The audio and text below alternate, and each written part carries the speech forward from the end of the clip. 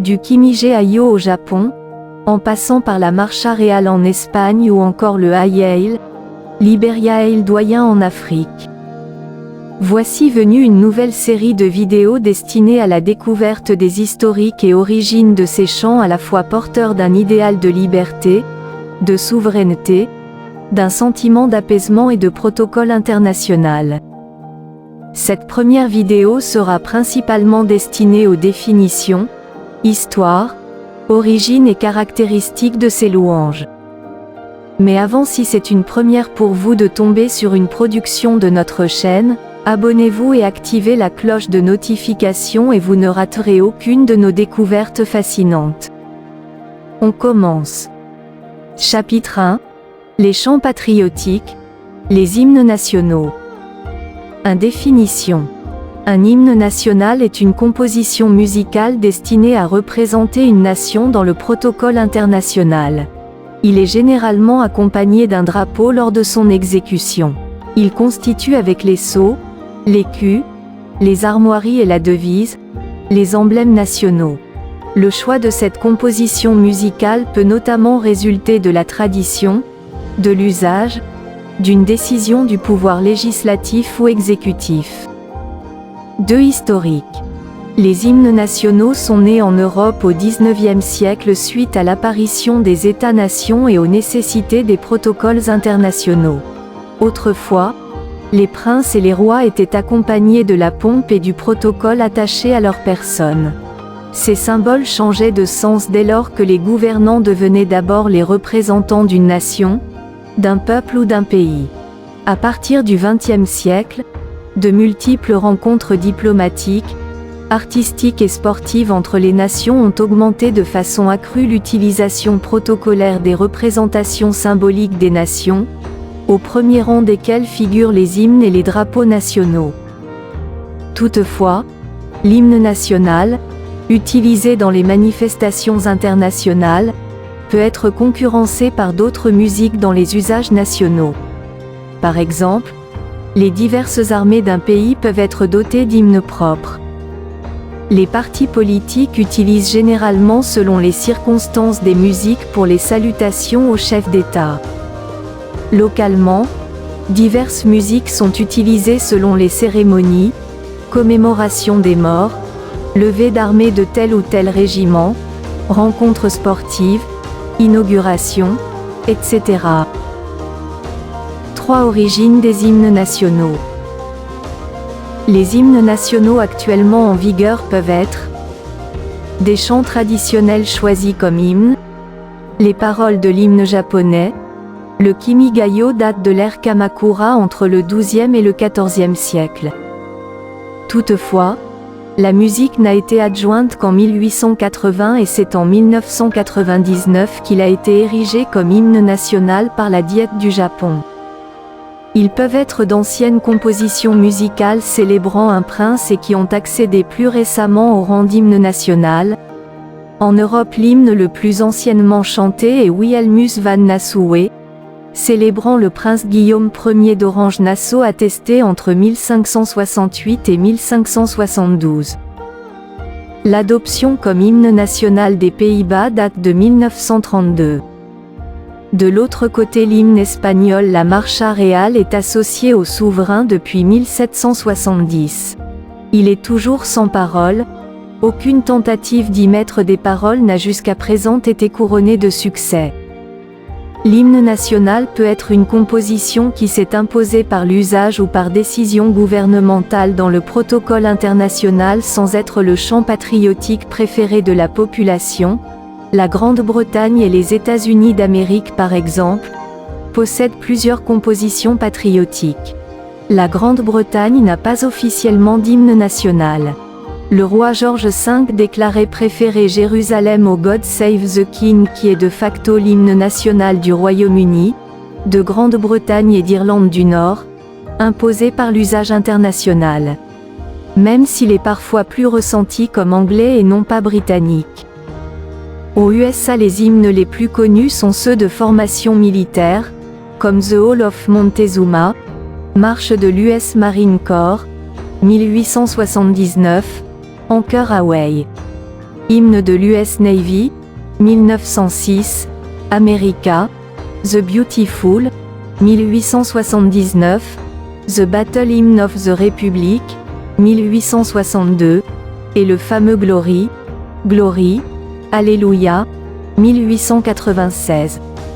De John Philip Sousa et enfin le God Bless America, 1918, considéré comme l'hymne officieux des États-Unis. The Star Spangled Banner a été adopté comme hymne national par le Congrès en 1931, n'étant toutefois pas le plus populaire des chants patriotiques des États-Unis. Inversement, une musique peut s'imposer comme l'expression d'un choix politique ou national. Les Québécois ont été les premiers Canadiens à manifester une identité nationale. L'hymne, au Canada, est exécuté au Québec dès 1880, traduit en anglais en 1908 mais n'est devenu l'hymne officiel du Canada qu'en 1967. En France, il existait avant la Révolution des chants célébrant les rois, comme Domine, Salvum Fac Regem ou Vive Henri IV. La tradition veut que le chant des volontaires marseillais, composé à Strasbourg par Rouget de Lille, la Marseillaise, ait conquis le cœur des Français. La Marseillaise fut adoptée comme chant national en 1795, puis en 1804. Toutefois elle naquit le statut d'hymne national, au sens moderne du terme qu'en 1879. C'est d'ailleurs la seule jouée dans toutes les manifestations civiles ou militaires en interne comme à l'international. Les hymnes nationaux expriment la culture ou l'histoire de leur pays. C'est le cas des hymnes des pays scandinaves qui expriment leur culture luthérienne, comme celui de la Suède, du Gamla, du Fria, ou celui de la Finlande, Maam, qui est presque semblable à celui de l'Estonie, Muisama, Muonjarum, traduisant la parenté culturelle de ces deux pays. Les hymnes nationaux d'Amérique latine ressemblent à des chœurs d'opéra, ce qui correspondait à la musique en vogue à l'époque de leur adoption. L'hymne national peut être une création institutionnelle ex nihilo.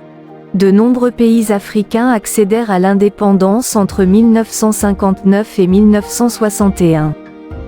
Ils durent adopter rapidement des symboles nationaux selon les normes internationales et se doter très vite d'hymnes nationaux sur le modèle européen. Ces hymnes n'avaient initialement aucune racine nationale et résultaient de choix ou de commandes gouvernementales.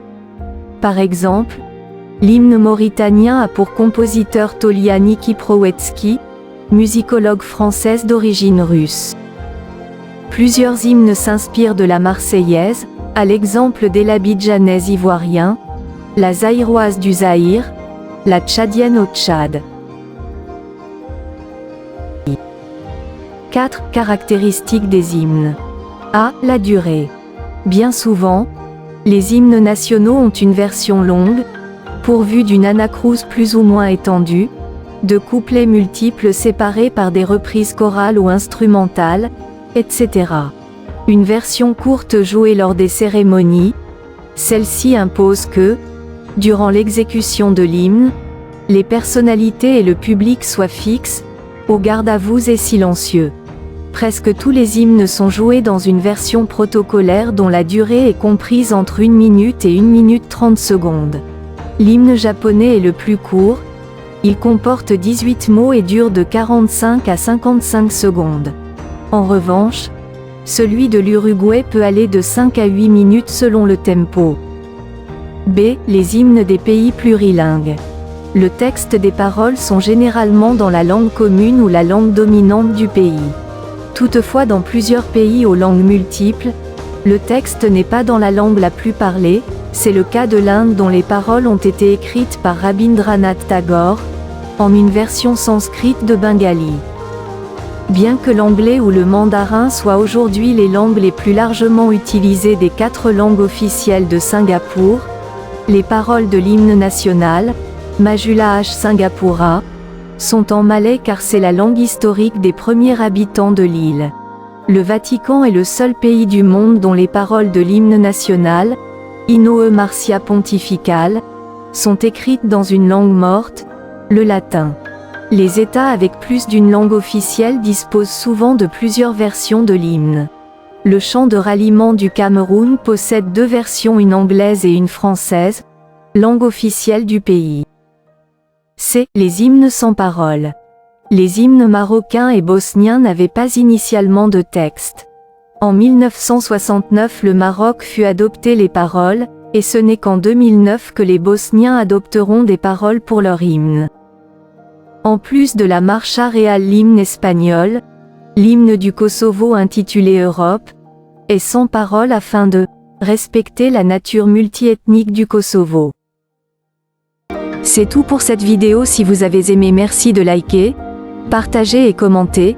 Si vous trouvez quelques incohérences, n'hésitez pas de nous faire savoir en commentaire pour des améliorations à venir.